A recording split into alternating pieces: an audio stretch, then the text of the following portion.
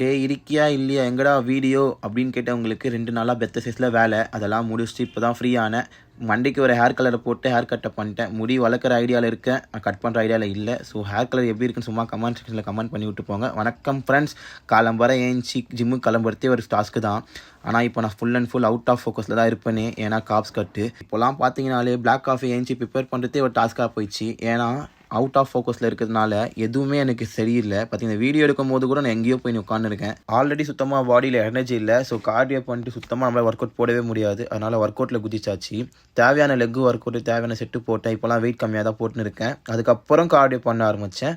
இதெல்லாம் பண்ணிட்டு நான் வெளியே வரேன், நான் அவுட்டு. அதுக்கப்புறம் எப்போலாம் ப்ரோட்டீனை குடிப்போன்னு இருந்துச்சு. சரி அதையும் கலக்கி குடிச்சாச்சு அங்கேயே. அதுக்கப்புறம் வெயிட் செக்கப் போட்டேன். 78 இருக்கான், நான் 75 வரணும். 3 கிலோ கம்மி பண்ணால் கரெக்டாக இருப்பான். வீட்டுக்கு வந்தோடனே வெஜ்ஜீஸ்லாம் சிக்கன்லாம் போட்டு ஒரு மீலை ப்ரிப்பேர் பண்ணி அங்கேயே சாப்பிட ஆரம்பிச்சிட்டேன். அதுக்கப்புறம் தான் ஃப்ரீயாகவே உட்கார முடியும். ஆஃபீஸ்க்கு வந்து பார்த்தா ஒரே தொல்லை. என்ன பார்த்தா டீம் டின்னர்னு சொல்லிட்டு பிரியாணி போட ஆரம்பிச்சிட்டாங்க. நம்மளுக்கு நாளில் செட் ஆகாதுன்னு சொல்லிட்டு நம்ம எடுத்து வந்த மீலை சாப்பிட்டு சும்மா உட்காந்துட்டு இருந்தேன். பக்கத்தில் இருக்கவங்க பார்த்தா ப்ரோட்டீன் தானே இதுவும் சாப்பிடுன்றாங்க. ஐயோ இதெல்லாம் நம்மளால சாப்பிட முடியாதுன்னு சொல்லிட்டு அங்கேருந்து கிளம்பியாச்சு. அதுக்கப்புறம் நாளைக்கு பார்ப்போம். பைஸ்.